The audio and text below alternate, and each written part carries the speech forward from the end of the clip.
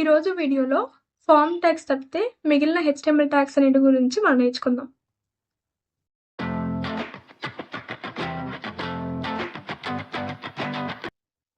మనం ప్రీవియస్ వీడియోలో ఈ బేసిక్ హెచ్టిఎంఎల్ స్ట్రక్చర్ చూసాము. ఒకసారి ఓవర్వ్యూ ఇచ్చుకుందాం. ఫస్ట్ వన్ ఏంటంటే ఇది ఒక బ్రౌజర్ ట్యాగ్ అనమాట. హెచ్టిఎంఎల్ ట్యాగ్ కాదు. డాక్ టైప్ హెచ్టిఎంఎల్ అంటే ఇది ఒక ఈ కింద ఉన్న ట్యాగ్స్ అన్ని కూడా ఈ ఫైల్ అంతా కూడా హెచ్టిఎంఎల్ ఫైల్ సంబంధించిన కోడ్ ఉంది అని చెప్తున్నట్టు అనమాట బ్రౌజర్కి. నెక్స్ట్ హెచ్టిఎంఎల్ డాక్యుమెంట్ అనేది హెచ్టిఎంఎల్ కోడ్ అనేది హెచ్టిఎంఎల్ ట్యాగ్ నుండి స్టార్ట్ అయ్యి హెచ్టిఎంఎల్ ఎండింగ్ ట్యాగ్తో ఎండ్ అయిపోద్ది. ఇందులో హెడర్ అనే ఎలిమెంట్ ఉండిద్ది అండ్ నెక్స్ట్ బాడీ అని చెప్పి ఇంకొక ఎలిమెంట్ ఉండిద్ది అనమాట. హెడర్లో ఏంటంటే మనం బ్రౌజర్కి ఇన్ఫర్మేషన్ ఇస్తాము. ఎలాంటి ఇన్ఫర్మేషన్ అంటే మెటా ట్యాగ్ ఇస్తాము, టైటిల్ ఇస్తాము అండ్ లింక్ అని చెప్పి సిఎస్ఎస్ని మనం హెచ్టిఎంఎల్కి లింక్ చేస్తాం అనమాట. ఇలాంటి డీటెయిల్స్ మనం హెడర్లో ఇస్తాము అండ్ బాడీ లోపల మనం ఏదైతే రాస్తామో ఏం కోడింగ్ అయితే చేస్తామో దాని ద్వారా మన వెబ్సైట్ అనేది ఎలా ఉండాలి చూడటానికి అనే విషయం డిసైడ్ అయ్యింది అనమాట. సో బాడీలో ఏం రాస్తామో అదే యూజర్ కనపడిద్ది, ఇంటరాక్ట్ అవ్వగలుగుతారు. అండ్ ఇక్కడ రాసే మెటా ట్యాగ్స్ ఏంటంటే మన బ్రౌజర్కి మన వెబ్సైట్ గురించి ఎక్స్ట్రా ఇన్ఫర్మేషన్ ఇస్తున్నాం అనమాట. ఫర్ ఎగ్జాంపుల్ ఈ ఫస్ట్ వన్ చూస్తే UTF-8 అంటే UTF-8 అనేది ఒక క్యారెక్టర్ సెట్ అనమాట. కొన్ని సెట్ ఆఫ్ క్యారెక్టర్స్కి ఒక నేమ్ ఇచ్చారు UTF-8 అని చెప్పి. సో ఆ క్యారెక్టర్స్ అన్నిటిని మనం మన వెబ్సైట్లో యూజ్ చేస్తాము అని చెప్తున్నట్టు అనమాట UTF-8 అని.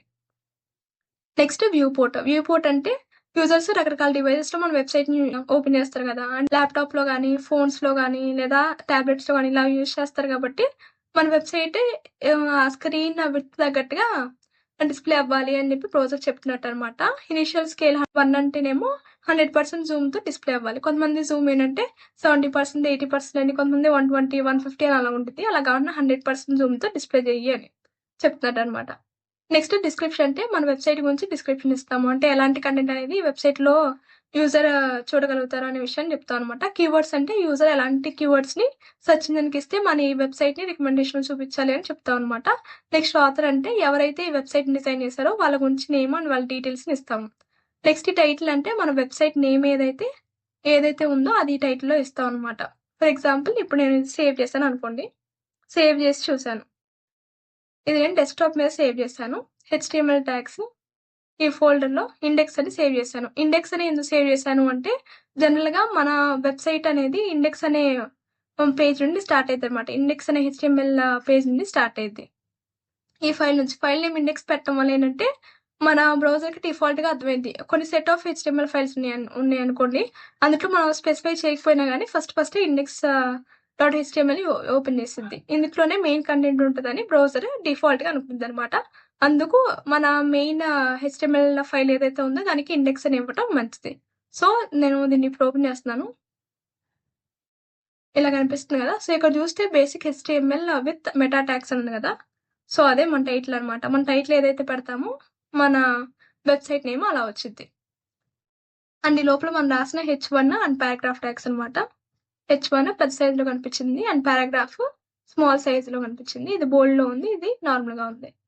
సో ఇలా మనం రాసి ఒక్కొక్క ట్యాగ్కి ఒక్కొక్కలాగా డేటా అనేది రిప్రజెంట్ అయ్యింది అనమాట. సో స్ట్రక్చర్ని ఇలాగా అంటే దీన్ని ఇలాగే చూపించాలి, H1ని ఇలా చూపించాలి అండ్ పారాగ్రాఫ్లో ఉన్న డేటాని ఇలా చూపించాలి అనే విషయం మన బ్రౌజర్ తెలుసు.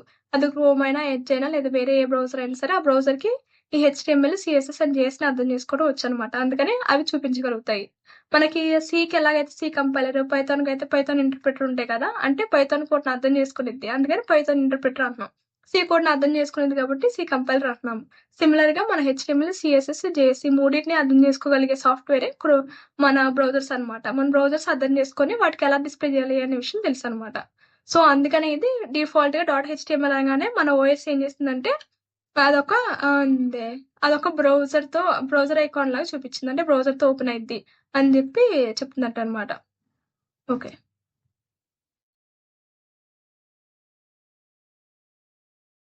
ఇప్పుడు మనం ఈ బాడీ లోపల రాసే ట్యాగ్స్ గురించి డిస్కస్ చేసుకుందాము. దానికంటే ముందు మనం ఒక విషయం తెలుసుకోవాలి. ఈ బాడీ లోపల రాసే ట్యాగ్స్ అనేవి బేసిక్గా 2 టైప్స్గా ఉంటాయి.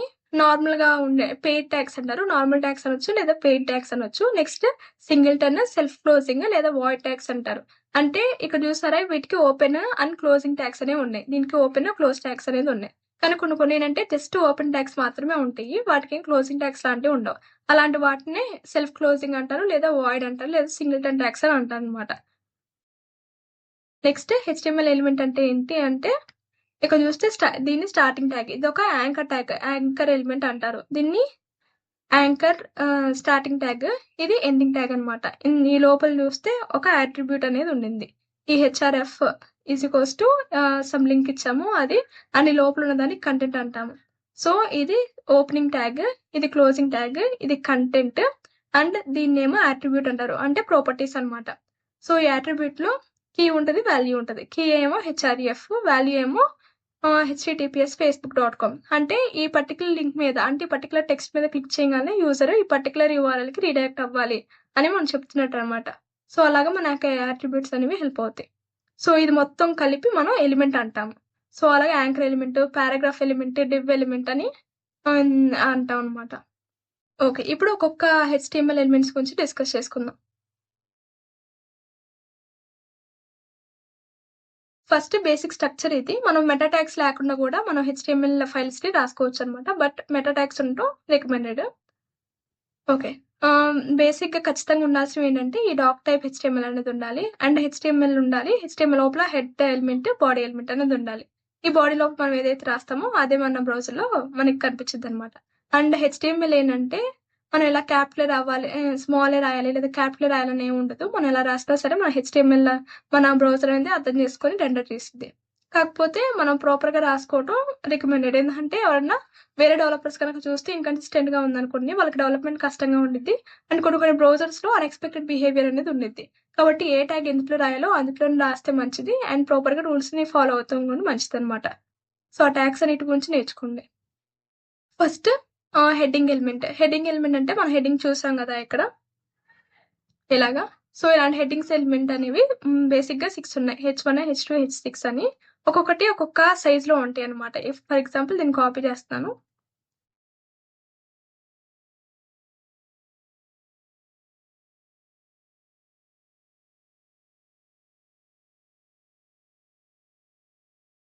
సేవ్ చేస్తున్నాను.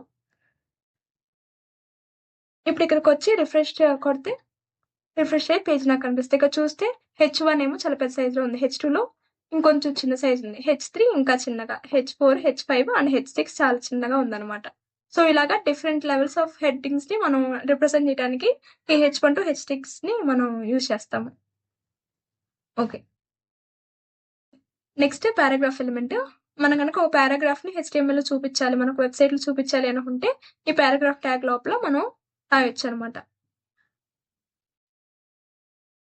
సేవ్ చేస్తున్నాను, రిఫ్రెష్. సో ఇది పారాగ్రాఫ్ ట్యాగ్ ఇలా ఉంటుంది. నెక్స్ట్ ఈ యాంకర్ ట్యాగ్. వీటిని హైపర్ టెక్స్ట్ హైపర్ లింక్స్ అని కూడా అంటారు. చూద్దాం ఎందుకు అంటారో కూడా. ఫర్ ఎగ్జాంపుల్ సేవ్ చేస్తాను అండ్ రిఫ్రెష్. ఇక్కడ చూస్తే నేను దీని మీద క్లిక్ చేయగా, అంటే దీని మీదకి కర్సర్ తీసుకురాగానే చూసారా హ్యాండ్ సింబల్ లా మారిపోయింది. దీని మీద క్లిక్ చేయగానే నాకు పక్క ట్యాబ్ లో ఈ పర్టికులర్ URL నేను ఏదైతే ఇచ్చానో facebook.com అని ఇచ్చాను కదా, హెచ్ఆర్ఎఫ్ హైపర్ రిఫరెన్స్. సో అందుకు దీన్ని రిఫర్ చేస్తుంది అనమాట. అందుకు అంటే పక్క వేరే, ఇది నార్మల్ టెక్స్ట్ కాదు, దీన్ని హైపర్ టెక్స్ట్ అంటారు. ఇలాంటి హైపర్ టెక్స్ట్ ని రిప్రజెంట్ చేయడానికి యాంకర్ టెక్స్ట్ మనం యూస్ చేస్తాం అనమాట. దీన్ని హైపర్ లింక్ అని కూడా అనొచ్చు, అంటే వేరే వెబ్సైట్ ని లింక్ చేస్తుంది కాబట్టి హైపర్ లింక్స్ అని కూడా అంటారు. సో ఇలాంటి వాటి కోసం మనం ఈ యాంకర్ ట్యాగ్ ని యూస్ చేస్తాం. అండ్ యాంకర్ ట్యాగ్ లో అంటే టార్గెట్ అని చెప్పి ఒక అట్రిబ్యూట్ అనేది ఉంటుంది ఎక్స్ట్రాగా. దీంతో పాటు ఎన్ని నెంబర్ ఆఫ్ అట్రిబ్యూట్స్ ఉండొచ్చు ఒక ట్యాగ్ కి. ఈ ట్యాగ్ కి 2 అట్రిబ్యూట్స్ ఉన్నాయి. మనం ఈ టార్గెట్ అనే ట్యాగ్ ని ఇవ్వచ్చు, ఇవ్వకపోవచ్చు. డిఫాల్ట్ గా ఏంటంటే మనకి target is equals to self అని ఉంటది. సెల్ఫ్ అని ఉండిద్ది. డిఫాల్ట్ గా మనకి సెల్ఫ్ అని ఉండిద్ది. సేవ్ చేస్తాను, ఇది క్లోజ్ చేస్తాను, రిఫ్రెష్ చేస్తాను. ఇప్పుడు నేను క్లిక్ చేయగానే చూసారా, నేను ఏ ట్యాబ్ లో అయితే ఆ వెబ్సైట్ ని ఓపెన్ చేశానో అదే ట్యాబ్ లో నాకు ఆ లింక్ అనేది ఓపెన్ అయిపోయింది. కానీ నాకు అలా ఓపెన్ అవ్వకూడదు అనుకున్నప్పుడు మనం ఈ సెల్ఫ్ బదులు బ్లాంక్ అని చెప్పి ఇవ్వాలన్నమాట.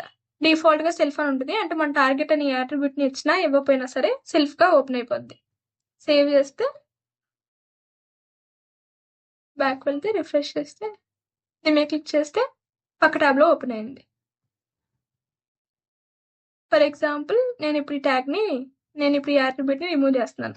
సేవ్ చేస్తున్నాను. ఇప్పుడు ఎలా ఓపెన్ అయిద్ది అంటే డిఫాల్ట్‌గా సెల్ఫ్ ఉంటది కాబట్టి అక్కడే ఓపెన్ అయిపోద్ది. అంటే అదే ట్యాబ్‌లో ఓపెన్ అయిపోద్ది.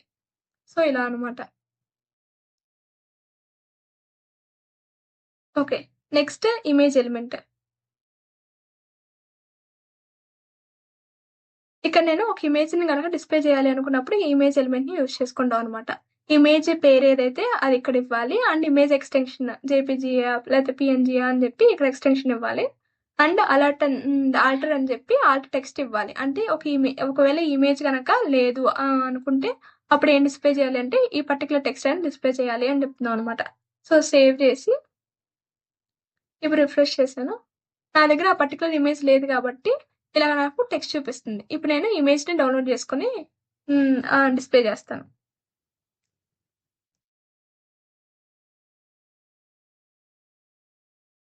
ఫర్ ఎగ్జాంపుల్ ఈ పర్టిక్యులర్ ఇమేజ్‌ని మనం మన సైట్‌లో ఇంక్లూడ్ చేయాలి అనుకుంటున్నాం. డిస్‌ప్లే చేయాలి అనుకుంటున్నాం అనుకోండి. మనం 2 వేస్‌లో డిస్‌ప్లే చేయొచ్చు. మనం ఏంటంటే డైరెక్ట్‌గా దీనికి ఒక యూఆర్ఎల్ అనేది ఉంటది కదా!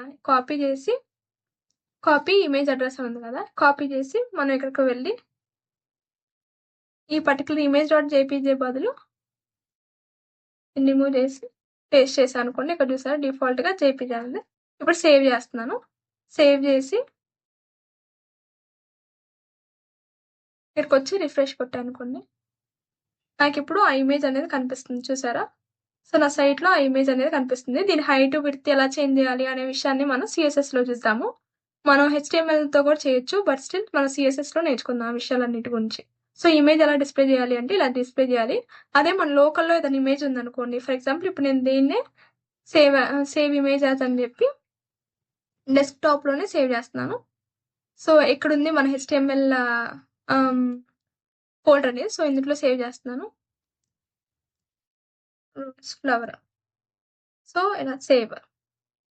ఇప్పుడు చూస్తే డెస్క్‌టాప్ మీద ఇందులో ఉంది నాకు ఈ రోజ్ ఫ్లవర్ అనేది. ఈ రోజ్ ఫ్లవర్ నేను ఇంక్లూడ్ చేయాలి అనుకుంటున్నాను కాబట్టి ఇక్కడ చూడండి. నాకు దీని ఎక్స్‌టెన్షన్ ఏంటో తెలియాలి. కాబట్టి ప్రాపర్టీస్‌లోకి వెళ్లి ఎక్స్‌టెన్షన్ చూస్తే జేపీజీ అని ఉంది. జేపీజీ ఇలాగనమాట. ఇలా చూసుకొని ఇక్కడ కూడా చూసుకోవచ్చు జేపీజీ అని. ఇలా అన్న ఫైల్ నేమ్ చూసుకొని ఇక్కడికి వెళ్లి ఇదంతా కాకుండా మన file name rose dot JPG. So, save చేసామనుకోండి. సేవ్ అయింది. ఇప్పుడు నేను మళ్ళీ ఎళ్లి రిఫ్రెష్ కొడితే మళ్ళీ డిస్‌ప్లే అయింది. చూసారా? సో, నేను డౌన్‌లోడ్ చేసుకున్నా కాబట్టి డిస్‌ప్లే అయింది. ఫర్ ఎగ్జాంపుల్ ఇలా అని జస్ట్ మనం రోజ్ అని చెప్పి ఇచ్చాం గదా! ఎందుకు డిస్‌ప్లే అవుతుంది? డైరెక్ట్‌గా నేమ్ ఇచ్చినా గానీ పాత్ ఇవ్వకుండా డైరెక్ట్ నేమ్ ఇచ్చినా గానీ డిస్‌ప్లే అవుతుంది అంటే మన రోజ్ ఫైల్ అనేది హెచ్‌టీఎంఎల్ ఎక్కడైతే ఉందో అదే ఫోల్డర్‌లో ఉంది కాబట్టి మనం డైరెక్ట్‌గా నేమ్ ఇచ్చేస్తే వర్క్ అవుతుంది. ఫర్ ఎగ్జాంపుల్ ఈ హెచ్‌టీఎంఎల్ ఈ రోజ్ అనే ఇమేజ్ ఈ ఫోల్డర్‌లో లేదనుకోండి. ఫర్ ఎగ్జాంపుల్ ఇంకో కొత్త ఫోల్డర్ క్రియేట్ చేద్దాం. ఇమేజెస్ అని చెప్పి ఒక ఫోల్డర్. ఇమేజెస్ అని చెప్పి ఫోల్డర్ క్రియేట్ చేశాను. ఆ లోపల నేను ఈ రోజ్ అనే ఫ్లవర్‌ని సేవ్ చేయాలి అనుకుంటున్నాను. సో, రోజ్‌ని ఇక్కడ పేస్ట్ చేశాను. సో, ఇక్కడ లేదు. ఇలాంటి టైంలో ఎలా డిస్‌ప్లే చేయాలి అంటే ఇది డాట్ పెట్టి ఇమేజెస్/రోజ్ అనమాట. అంటే అది ఏ పర్టిక్యులర్ ఫైల్‌లో అయితే ఉందో మన డాక్యుమెంట్, ఆ డాక్యుమెంట్ నుంచి నెక్స్ట్ ఒక ఇమేజెస్ అని ఒక ఫోల్డర్ ఉండిద్ది. ఆ ఫోల్డర్‌లోకి వెళ్లి రోజ్ అని చెప్పి ఆ ఫైల్‌ని ఓపెన్ చేయండి అని చెప్తున్నట్టనమాట. సో, మళ్ళీ నేను సేవ్ చేశాను అనుకోండి. సేవ్ చేస్తే రిఫ్రెష్ చేస్తే మళ్ళీ నాకు ఆ ఇమేజ్ అనేది డిస్‌ప్లే అవుతుంది. సో, ఇలాగనమాట. ఫర్ ఎగ్జాంపుల్ మనం ఈసారి రోజ్‌ని ఏం చేద్దామంటే ఈ ఫోల్డర్ బయట పేస్ట్ చేద్దాము. ఎలా డిస్‌ప్లే చేయాలి అనే విషయాన్ని, ఎలా యాక్సెస్ చేసుకోవాలి అనే విషయాన్ని తెలుసుకుందాం. పేస్ట్ చేస్తున్నాను. సో, ఇక్కడ రోజ్ ఉంది.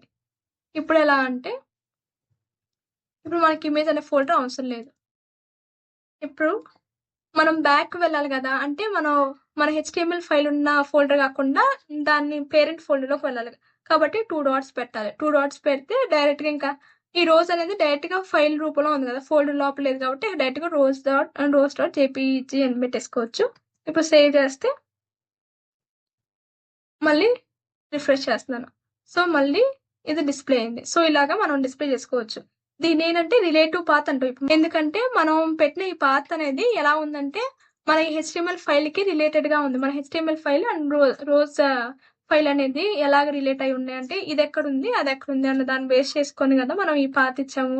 అలా కాదు, నాకు ఈ రోజ్ ఫ్లవర్ అనేది HTML ఫైల్ ఎక్కడుందో అంటే ఈ రెండింటికి మధ్య రిలేషన్ ఏం లేదు, అదొక ఫోల్డర్ ఇదొక ఫోల్డర్ చాలా డిఫరెంట్ వేరు వేరు టైప్స్ లో ఉన్నాయి అనుకుంటే అప్పుడు ఏం చేయాలి అంటే వెళ్ళి అబ్సల్యూట్ పాత్ ని మనం పేస్ట్ చేయాలన్నమాట.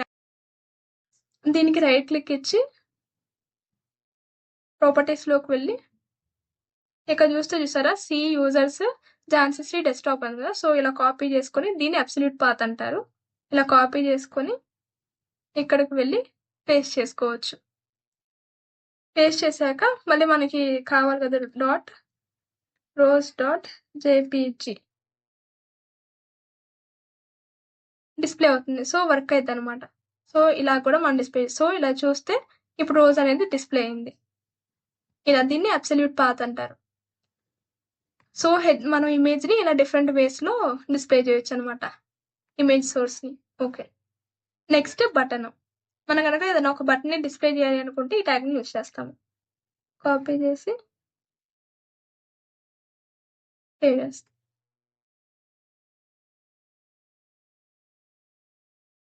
బటన్ వచ్చింది చూసారా, సో బటన్ ని ఇలా డిస్ప్లే చేస్తాం. నెక్స్ట్ హెచ్ఆర్ అంటే హారిజంటల్ లైన్ అని చెప్పి అర్థం అనమాట. ఇప్పుడు దీన్ని కాపీ చేశాను, ఇక్కడికి వెళ్ళి పేస్ట్ చేస్తాను.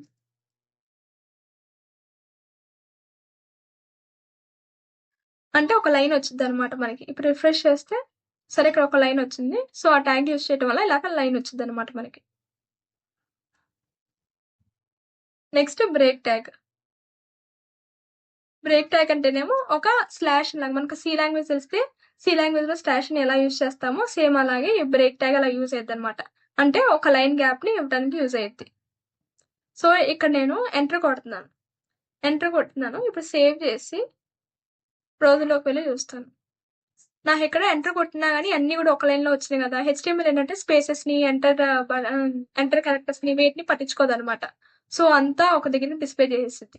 మనకు అలా కాదు, ఇది ఈ పారాగ్రాఫ్ ఒకటి నెక్స్ట్ లైన్ లో డిస్ప్లే అవ్వాలి అనుకుంటే ఈ మధ్యలో మన బ్రేక్ ట్యాగ్ ని యూజ్ చేసుకోవచ్చు.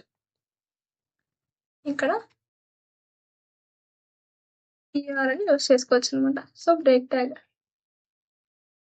ఇప్పుడు రిఫ్రెష్ చేస్తే ఇది న్యూ లైన్ లోకి వెళ్ళింది. కొంతమంది ఏంటంటే ఈ బ్రేక్ కి హెచ్ఆర్ కి ఇలా ఎండ్ ట్యాగ్ కూడా ఇస్తారు. ఇలాగ మనం ఈ స్లాష్ అనేది ఇచ్చినా ఇవ్వకపోయినా పెద్ద ప్రాబ్లం ఉండదు. మనం ఏంటంటే XML బేస్డ్ HTML కాదు కదా ఈ HTML5 అనేది, కాబట్టి ఇలాంటి రూల్స్ ఏ ఉండదు. ఇలా మీరు నార్మల్ గా కూడా డిస్ప్లే చేసుకోవచ్చు. నార్మల్ BR అని నార్మల్ హెచ్ఆర్ అని చెప్పి ఇలా డిస్ప్లే చేసుకోవచ్చు. స్లాష్ అని సపరేట్ గా పెట్టాల్సిన అవసరం ఉండదు. పెట్టినా కానీ పెద్ద ప్రాబ్లం ఉండదు. కావాలంటే పెట్టి సేవ్ చేసి చూపిస్తాను చూడండి. సో ఇప్పుడు మనకి స్లాష్ అనేది యాడ్ అయింది, నెక్స్ట్ లైన్ లోకి డిస్ప్లే అయింది అనమాట. సో ఇలాంటి టైంలో మనం హెచ్ఆర్ బిఆర్ ని యూజ్ చేస్తాము. ఈ మన ఇమేజ్ కానీ హెచ్ఆర్ బిఆర్ ఇవన్నీ కూడా సింగిల్టన్ ట్యాగ్స్ అనమాట. వాయిడ్ ట్యాగ్స్ అని కూడా అంటారు, ఎందుకంటే దీనికి స్టార్టింగ్ మాత్రమే ఉండిద్ది, ఎండింగ్ ట్యాగ్ ఉండదు కాబట్టి వీటిని వాయిడ్ లేదా సింగిల్టన్ ట్యాగ్స్ అంటారు. ఓకే, ఇప్పుడు దాకా మనం చూస్తే ఏంటంటే బాగా ఎక్కువగా మనం యూజ్ చేసే ట్యాగ్స్ అనమాట. ఆ తర్వాత ఇప్పుడు కొన్ని ట్యాగ్స్ చూద్దాము. అవి అంత పెద్దగా యూజ్ చేయము, బట్ స్టిల్ వీటి గురించి తెలుసుకోవడం ఇంపార్టెంట్. ఫర్ ఎగ్జాంపుల్ ఈ ABBR అనమాట, అబ్రివేషన్ అని చెప్పి ట్యాగ్. కాపీ చేస్తాను. ఇక్కడ చూస్తే నార్మల్ HTML అని ఉంది కదా, సో నేను దీని మీద కర్సర్ తీసుకువెళ్తాను చూడండి. ఇక్కడ హైపర్ టెక్స్ట్ మార్కప్ లాంగ్వేజ్ అని నాకు డిస్ప్లే అవుతుంది చూసారా. సో ఇలాంటి యూజ్ కేస్ కోసం మనం ఈ ABBR అనే ట్యాగ్ ని యూజ్ చేస్తాము. అబ్రివేషన్స్ కోసం యూజ్ చేస్తాం అనమాట. నెక్స్ట్ ప్రీ ఫార్మాటెడ్ టెక్స్ట్ అనమాట. అంటే మన HTML స్పేస్ అవేమి పట్టించుకోదు కదా. సో ఈ ఈ ప్రీ ట్యాగ్ లోపల రాసేది ఏంటంటే స్పేస్ ని పట్టించుకునేది. ప్రీ లోపల మన స్పేసెస్ కానీ ఎంటర్ కానీ యూజ్ చేస్తే ఇవి పట్టించుకునేది అనమాట మన HTML. చూడండి,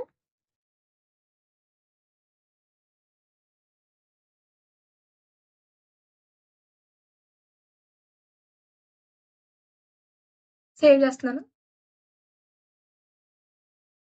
చూసారా ఈ స్పేసెస్ అండ్ ఎంటర్ అన్నిటిని పట్టించుకొని చూసారా. సో ఈ ప్రీ లోపల రాస్తాం వల్ల ఏంటంటే మనం ఎలాగైతే రాస్తామో సేమ్ యాసేజ్ గా డిస్ప్లే అయిపోద్ది. కాకపోతే ఇది స్క్రీన్ తగ్గట్టుగా రీసైజ్ అవ్వదు కాబట్టి ఇది మాక్సిమం యూజ్ చేయరు. పారాగ్రాఫ్ ట్యాగ్స్ ని యూజ్ చేస్తారు. ఎప్పుడంటే ఫర్ ఎగ్జాంపుల్ ఏదన్నా సమ్ కోడ్ ని మీరు డిస్ప్లే చేయాలి అనుకుంటున్నారు అనుకోండి మీ వెబ్సైట్ లో. ఫర్ ఎగ్జాంపుల్ C కోడ్ కానీ పైథాన్ జావా ఇవేంటంటే నెక్స్ట్ లైన్ లో ఉంటేనే కదా క్లారిటీగా ఉండేది. సో అలాంటి టైంలో మనం ఇలా ప్రీ లాంటి ట్యాగ్స్‌ని యూజ్ చేస్తాం. మాక్సిమం పారాగ్రాఫ్ ట్యాగ్‌ని యూజ్ చేస్తారు. ఓకే. Next subscript element.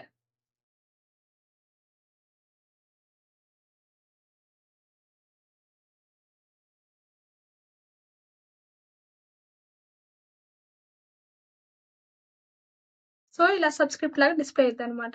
హెచ్2 అనేది సబ్‌స్క్రిప్ట్ చూసారా ఇక్కడ? Next super script. అంటే పవర్ సింబల్ లాగా use అయ్యిద్దిక్కడ.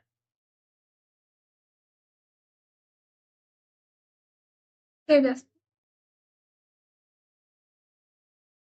Is equals to MC square. ఇక్కడ 2 అనేది పవర్ లాగా డిస్‌ప్లే అయింది. సో, దీన్ని సూపర్ స్క్రిప్ట్ అంటారు. ఇందాక దాన్ని సబ్‌స్క్రిప్ట్ అంటారు. సబ్, సూపర్ ఈ ట్యాగ్స్‌లో యూజ్ చేస్తాం. నెక్స్ట్ ఏంటంటే ప్రోగ్రెస్ అనమాట. మనం ఏదన్నా ఒక ఫైల్‌ని డౌన్‌లోడ్ చేసుకున్నప్పుడు ఎంత పర్సెంటేజ్ డౌన్‌లోడ్ అయింది అనే విషయాన్ని మనకు చెప్పింది కదా! సో, అలాంటి టైంలో మనం ఈ ప్రోగ్రెస్ ట్యాగ్‌ని యూజ్ చేసుకుంటాం అనమాట. అంటే ఎంత లోడ్ అయింది అని చెప్పడానికి అలాంటి ఆటి కోసం. సో, 50% అన్నాం. అంటే 100% 50% అన్నాం కాబట్టి అది 50% బ్లూ కలర్‌లో చూపించింది. ఫర్ ఎగ్జాంపుల్ ఇక్కడ నేను 10% అన్నాననుకోండి. సేవ్ చేస్తున్నాను. 10% మాత్రమే బ్లూ కలర్‌లో చూపించింది. 10% మాత్రమే చూపించింది.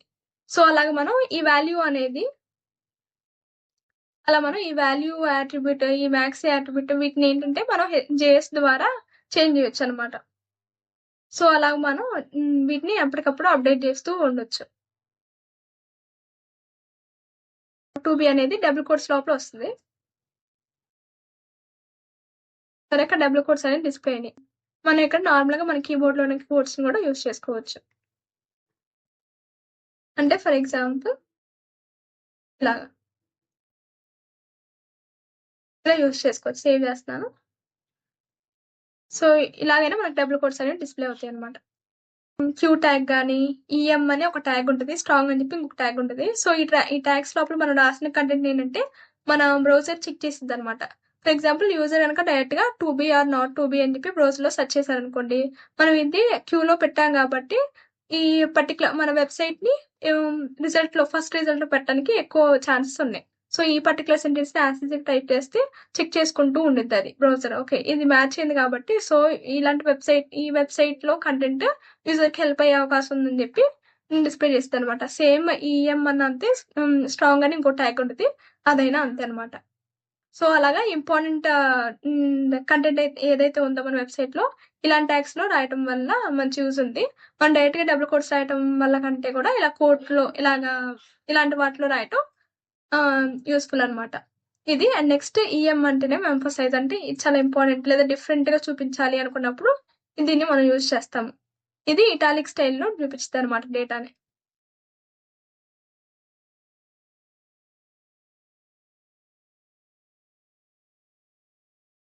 Next strong. స్ట్రాంగ్ అంటే బోల్డ్‌లో చూపిచ్చిద్దనమాట అక్షరాలు.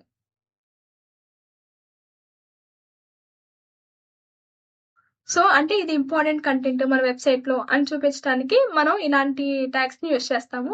వీటిని సెమాంటిక్ ట్యాగ్స్ అంటారు. ఇవంత పెద్ద అంటే మనకి పెద్ద యూజ్‌ఫుల్‌గా అనిపించవు గానీ, బ్రౌజర్‌కి ఇవి చాలా యూజ్‌ఫుల్‌గా ఉంటాయి. ఓకే.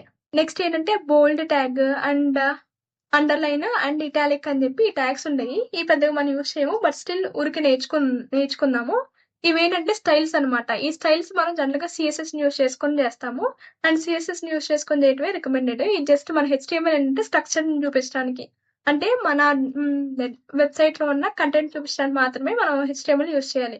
అంతేగాని ఇలా స్టైలింగ్ కోసం యూజ్ చేయకూడదు. సో, మాక్సిమం ఇవి వాడకండి. అన్నీ గూడా సీఎస్ఎస్‌లో మనకి స్టైల్స్ అన్నీ గూడా ఉంటాయి. బట్ స్టిల్ ఇవి తెలుసుకోవాలి కాబట్టి చెప్తున్నానంతే.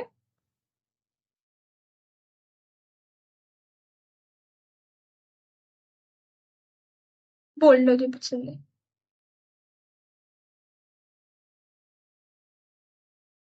సేవ్ చేస్తాను. సో, అండర్‌లైన్ వచ్చింది. ఇలా ఇటాలిక్ వచ్చింది. మనం ఏంటంటే వీటినే గాదు ఒక ట్యాగ్ లోపల ఇంకొక ట్యాగ్‌ని గూడా రాసుకోవచ్చు. ఫర్ ఎగ్జాంపుల్ నాకు ఇదే టెక్స్ట్‌ని బోల్డ్‌గా చూపిచ్చాలి, ఇటాలిక్ స్టైల్‌లో గూడా చూపిచ్చాలి అనుకున్నప్పుడు నేను ఇటాలిక్ లోపల బోల్డ్ రాస్తాను. లేదా బోల్డ్ లోపల ఇటాలిక్ గూడా రాసుకోవచ్చు. కాబట్టి కాకపోతే ఏంటంటే ఏదైతే లాస్ట్ ఓపెన్ చేసామో దాన్నే ఫస్ట్ క్లోజ్ చేయాలన్నమాట. ఇలాగ. మనం ర్యాండమ్‌గా క్లోజ్ చేసినా ఏం గాదు. కాకపోతే మనకి పెద్ద డిఫరెన్స్ తెలీదు గానీ, ఒక్కొక్కసారి మనం అన్‌ఎక్స్‌పెక్టెడ్ బిహేవియర్‌ని చూస్తాం అనమాట. అంటే మనం అనుకున్నట్టు గాకుండా డిఫరెంట్‌గా వర్క్ అయితది మన వెబ్‌సైట్ డిఫరెంట్‌గా డిస్‌ప్లే అవ్వటం గానీ అన్నీ గూడా. ఇక్కడ చూస్తే ఇటాలిక్‌లో అండ్ బోల్డ్‌లో రెండిట్లో కనిపిస్తుంది గదా! సో, అలాగా ఒక ట్యాగ్ లోపల ఇంకొక ట్యాగ్‌ని గూడా రాసుకోవచ్చు. ఓకే. నెక్స్ట్ ఒక లిస్ట్ ఆఫ్ డేటా అని డిఫరెంట్ వేస్ మనం చూపించొచ్చు. అదే ఇక్కడ తెలుసుకుందాం. ఆర్డర్డ్ లిస్ట్ అని ఉంటది. అన్‌ఆర్డర్డ్ లిస్ట్ అని ఉంటది. అండ్ డెఫినిషన్ లిస్ట్ అని ఉంటాయన్నమాట. ఇప్పుడు ఈ మూడిటి డిఫరెన్స్ ఏంటంటే ఫస్ట్ చూద్దాము. పేస్ట్ చేస్తాను. ఈ స్పేస్‌ని మన హెచ్‌టీఎంఎల్ అనేది పట్టించుకోదనమాట. ఇక ప్రాపర్‌గా లేదు గదా! అని జెప్పి డిస్‌ప్లే చేయకుండా ఉండదు. డిస్‌ప్లే చేసిద్ది. చూడండి రిఫ్రెష్ చేస్తే చూసారా? ఈ లిస్ట్‌ని 1, 2, 3, 4 అని జెప్పి ఇలా డిస్‌ప్లే చేశారు. ఇది ఆర్డర్డ్ లిస్ట్ కాబట్టి ఈ 1, 2, 3 అని జెప్పి డిస్‌ప్లే చేశారు. అన్‌ఆర్డర్డ్ లిస్ట్ అయితే డాట్స్‌ని పెట్టి డిస్‌ప్లే చేస్తారు. సో, అది ఆర్డర్డ్‌కి అండ్ అన్‌ఆర్డర్డ్‌కి డిఫరెన్స్ అనమాట.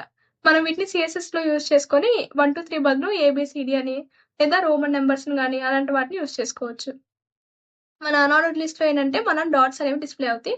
లేదా స్క్వేర్ బాక్సెస్‌ని డిస్‌ప్లే చేయొచ్చు. అండ్ డిఫరెంట్ డిఫరెంట్ షేప్స్‌ని మనం అక్కడ డిస్‌ప్లే చేసుకోవచ్చు అన్‌ఆర్డర్డ్ లిస్ట్‌లో అయితే. ఆర్డర్డ్ లిస్ట్‌లో అయితే ఇలాగా ఒక ప్రాపర్ నంబర్ గాని, లేదా ఆల్ఫాబెట్ గాని ఉంటాయన్నమాట. సో, అందుకే ఆర్డర్డ్ అంటాము. వాటిని అన్‌ఆర్డర్డ్ అంటాము.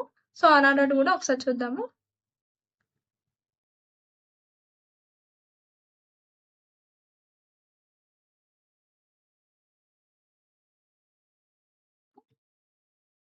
ఇలా. Next definition list. అంటే ఏదైనా ఒక హెడ్డింగ్‌కి డెఫినిషన్ అలా డిస్‌ప్లే చేయాలి అనుకున్నప్పుడు, మనం ఈ డెఫినిషన్ లిస్ట్‌ని యూజ్ చేస్తాం అన్నమాట.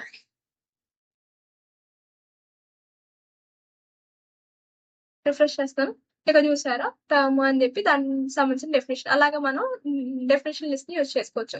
ఇక్కడ కొంత స్పేసింగ్‌ని డిఫాల్ట్‌గా ఇచ్చిద్దనమాట. ఈ టేబుల్ ట్యాగ్స్ ఇక్కడ చూసారా?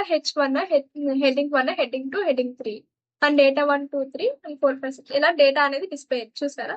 ఇక్కడ చూస్తే టేబుల్ అనే ట్యాగ్ లోపల మనం ఈ టీఆర్ అనే ట్యాగ్‌ని యూజ్ చేస్తాం. అంటే టేబుల్ రో అనమాట. టేబుల్ రోస్‌ని ఇలాగ మనం టీఆర్ ట్యాగ్ లోపల రాస్తాం. ఫస్ట్ రో ఏంటంటే హెడ్డింగ్స్ కాబట్టి టేబుల్ హెడ్డింగ్ టీహెచ్ అని ఉంది. నెక్స్ట్ టేబుల్‌లో ఉన్న డేటా కాబట్టి టీడీ అని చెప్పి డిస్‌ప్లే చేశారు. దీనికి డిఫరెన్స్ ఏంటంటే ఇది బోల్డ్‌లో డిస్‌ప్లే అయింది. ఇవేమో నార్మల్‌గా డిస్‌ప్లే అయింది. సో, అలాగా టేబుల్ ట్యాగ్ లోపల టీఆర్ అంటే ప్రతి రో ఉంటదంటే టేబుల్ లోపల రోస్ ఉంటాయి. ఆ రోస్ లోపల మనకి డేటా ఉండిద్దనమాట. సో, ఫస్ట్ రోలో ఈ డేటా అనేది ఉంది. సెకండ్ రోలో ఈ డేటా అనేది థర్డ్ రోలో, ఫోర్త్ రోలో అలా ఉందనమాట డేటా.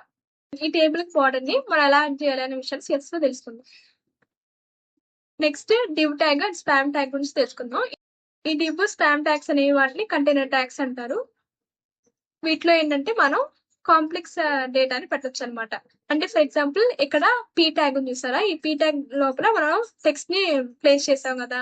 కాకపోతే ఈ పీ ట్యాగ్ లోపల హెచ్1 ట్యాగ్‌ని లేదా వేరే ఏదైనా ట్యాగ్స్‌ని ప్లేస్ చేయడం అనేది కరెక్ట్ కాదు. అది ప్రాపర్ స్ట్రక్చర్ గాదు. మనం ఇలా గనక మోర్ దెన్ 1 ట్యాగ్స్‌ని బండిల్ చేయాలి అనుకున్నప్పుడు అలాంటి టైంలోనే మనం ఇలాంటి కంటైనర్ ట్యాగ్స్‌ని యూజ్ చేస్తాం. ఇక్కడ డివ్ అనేది ఒక కంటైనర్ ట్యాగ్ అండ్ స్పామ్ అనేది కూడా ఒక కంటైనర్ ట్యాగ్ అనమాట. ఇక్కడ స్పామ్ చూసారా? స్పామ్ అనేది ఒక కంటైనర్ ట్యాగ్. మనం ఇప్పుడు బ్లాక్ కి అండ్ ఇన్‌లైన్ కి డిఫరెన్స్ ఏంటో తెలుసుకుందాము. బ్లాక్ లెవెల్ ఎలిమెంట్స్ అని ఉంటాయి. అండ్ ఇన్‌లైన్ ఎలిమెంట్స్ అనేవి ఉంటాయి అన్నమాట.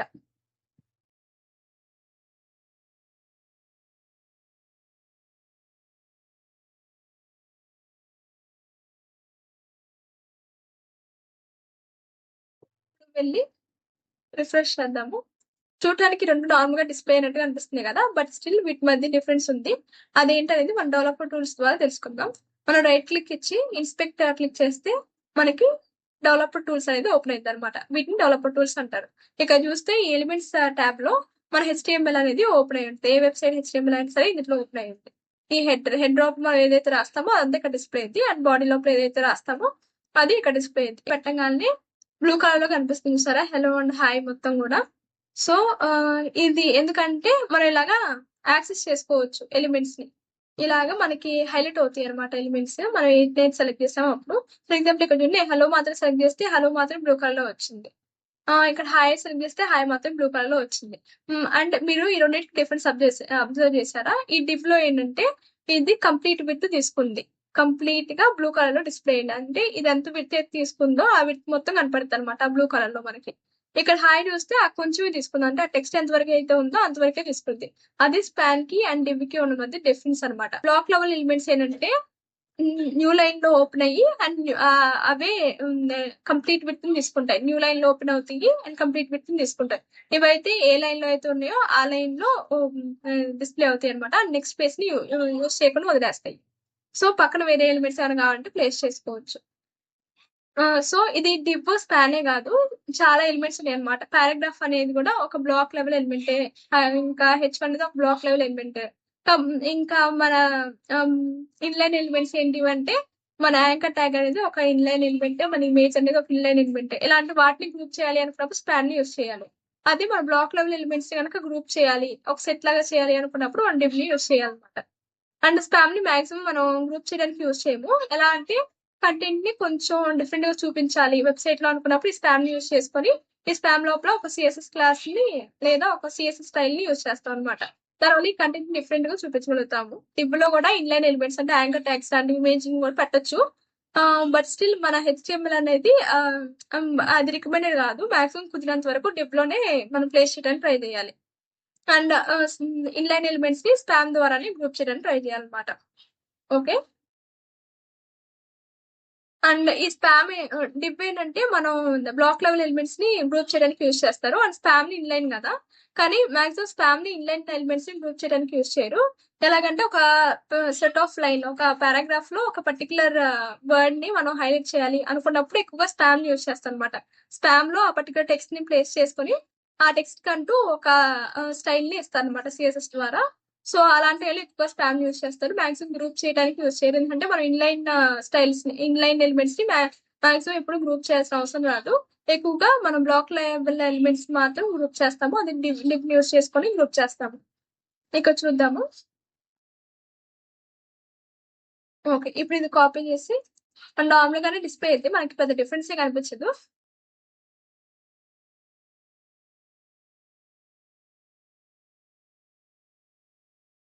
చూసారా?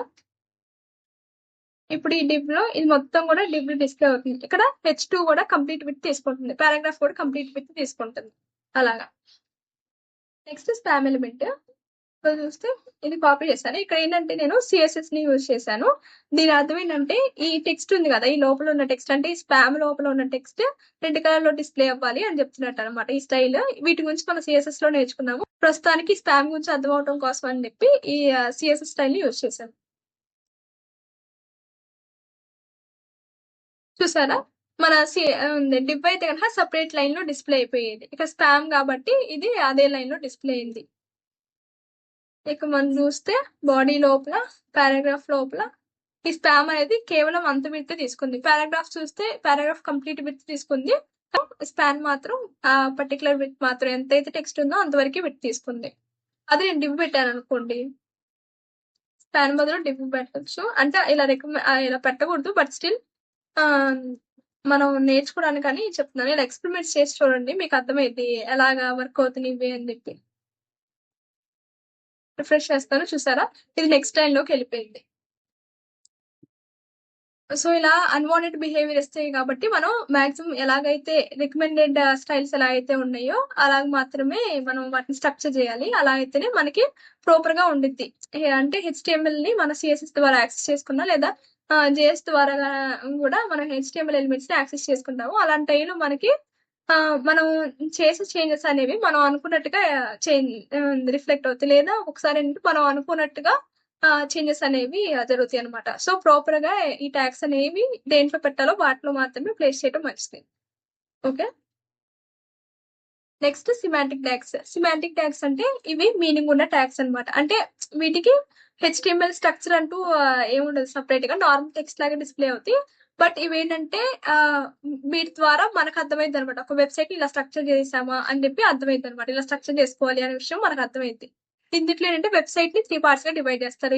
ఏ వెబ్ పేజ్ అయినా సరే హెడర్ గా అండ్ నెక్స్ట్ మెయిన్ సెక్షన్ గా అండ్ ఫూటర్ గా డివైడ్ చేస్తారు. హెడర్ అంటేనేమో మనం చూస్తాం కదా, హోమ్ అని, అబౌట్ అస్ అని, ప్రొడక్ట్స్ అని వాటి మీద క్లిక్ చేస్తాం కదా. సో ఆ nav బార్ గా nav బార్ ని ప్లేస్ చేయడానికి హెడర్ ట్యాగ్ లోపల పెడతాం అనమాట.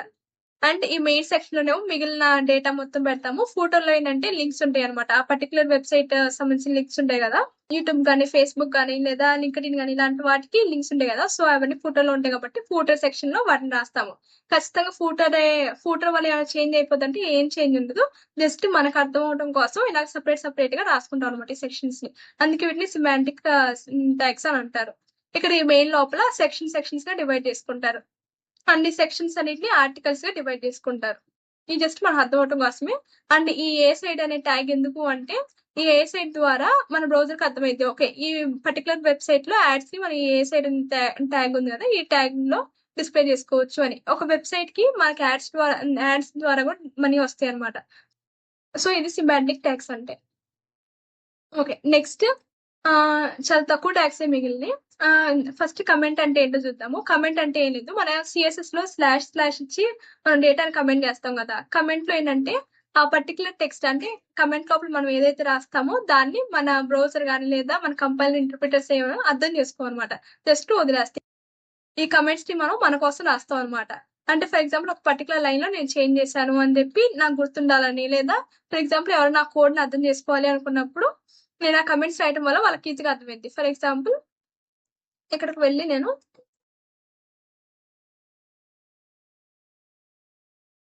అని చెప్పి ప్లేస్ చేశాను అనుకోండి. ఓకే ఇది పారాగ్రాఫ్ ట్యాగ్ అని చెప్పి కొత్తగా ఎవరికైనా HTML తెలియని వాళ్ళకు ఉంటే ఇలా నార్మల్ టెక్స్ట్ లో రాశాను కదా, సో వాళ్ళకి అర్థమైంది అనమాట. ఇలాంటి వాటి కోసం మనం కమెంట్స్ ని యూజ్ చేసుకుంటాం. ప్రతి లాంగ్వేజ్ లో కమెంట్స్ డిఫరెంట్ గా రిప్రజెంట్ చేస్తారు. అంటే ఎక్కువ స్లాష్ అని కానీ లేదా ఇలా హ్యాష్ అని కానీ ఇలాంటి వాటితో రిప్రజెంట్ చేస్తారు. మనం HTML తో మాత్రం ఇలా రిప్రజెంట్ చేస్తాం అనమాట. ఈ ట్యాగ్ లోపల రాసే కంటెంట్ ని మనం కమెంట్ అంటాం. ఇప్పుడు సేవ్ చేస్తా చూడండి, ఇది మనకి బ్రౌజర్ లో డిస్ప్లే అవ్వదు. చూసారా, మనకి ఇక్కడ బ్రౌజర్ లో ఏం డిస్ప్లే అవ్వదు. దిస్ ఈజ్ ఏ పారా అని చెప్పి ఏం డిస్ప్లే అవ్వలేదు, ఎందుకంటే అది కమెంట్ కాబట్టి ఇగ్నోర్ చేసేస్తుంది మన బ్రౌజర్. ఈ కమెంట్స్ అనేవి మనం మన కోసం రాస్తాం అనమాట. నెక్స్ట్ మన గనక సిఎస్ఎస్ ఫైల్ ని గనక మన HTML ఫైల్ లోకి లింక్ చేయాలి అనుకుంటే, అటాచ్ చేయాలి అనుకున్నప్పుడు ఈ ట్యాగ్ ని యూజ్ చేస్తాం, ఈ లింక్ అనే ట్యాగ్ ని. అదే జావా స్క్రిప్ట్ ని గనక మనం మన HTML ఫైల్ లో లింక్ చేయాలి అనుకున్నప్పుడు ఈ స్క్రిప్ట్ అనే ట్యాగ్ ని యూజ్ చేస్తాము. అండ్ మనం సిఎస్ఎస్ ని డిఫరెంట్ వేస్ లో ఇంక్లూడ్ చేయొచ్చు అనమాట. ఇంటర్నల్ సిఎస్ఎస్ కనుక యూజ్ చేస్తే ఈ స్టైల్ అనే ట్యాగ్ లోపల రాస్తాం. స్టైల్ అనే ట్యాగ్ లోపల మనం కోడ్ అనేది రాస్తాం అనమాట. ఇలా ఉంటుంది. సో ఈ లోపల మనం సిఎస్ఎస్ ని రాస్తాము. లేదు అనుకుంటే మనం ఎక్స్టర్నల్ గా ఒక separate file CSS file create చేసాము అనుకుంటే ఆ ఫైల్ ని కనుక మన HTML డాక్యుమెంట్ లో ఇంక్లూడ్ చేయాలి అనుకున్నప్పుడు ఈ లింక్ అనే ట్యాగ్ యూజ్ చేసుకొని ఆ ఫైల్ ఎక్కడుందో ఆ పాత్ ని ఇక్కడ ఇస్తాము అండ్ స్టైల్ షీట్స్ అని ఇస్తాము. అండ్ మన JS అయితే కనుక ఇలాగా స్క్రిప్ట్ అనే ట్యాగ్ లో రాస్తాం అనమాట. ఈ స్క్రిప్ట్ అనే ట్యాగ్ ని బాడీ లోపల రాస్తాము అండ్ ఈ లింక్ అనే ట్యాగ్ ని మనం హెడ్ లోపల రాస్తాము. ఎందుకు అలా రాస్తాము అనే విషయాన్ని కూడా మనం ఏంటంటే ఆ CSS అండ్ JS గురించి నేర్చుకునేటప్పుడు తెలుసుకుందాము. మొత్తానికైతే ఇవి HTML ట్యాగ్స్. నెక్స్ట్ వీడియోలో ఏంటంటే ఫార్మ్ ట్యాగ్స్ గురించి తెలుసుకుందాము. So that's it. HTML tags మీద మీకు ప్రాపర్ నాలెడ్జ్ వచ్చింది అనుకుంటున్నాను. So that's it. Thank you.